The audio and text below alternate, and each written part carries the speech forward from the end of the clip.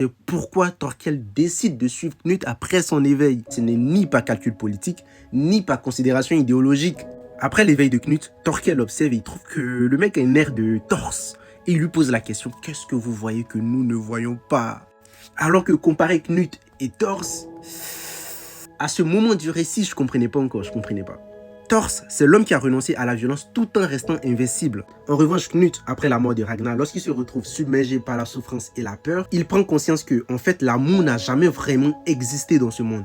Et Dieu, s'il existe, a en réalité abandonné les hommes. On sait tous que Thorkel aime la guerre, le combat, les fracas. Mais pourquoi le mec s'incline face à Knut qui veut créer un monde de paix?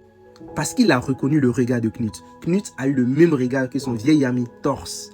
Le regard de quelqu'un qui a compris la vacuité de la violence, qui a dépassé la peur de la mort sans pour autant être faible. Thorkel ne comprend pas entièrement Knut. Il ne partage absolument pas sa vision. Mais il sent qu'il se passe quelque chose de plus fort que lui. N'oublions pas que dans le monde de Vinland Saga, la majorité des personnages vivent dans un cadre simple. Vivre, combattre, dominer, soumettre. Et mourir en guerrier surtout.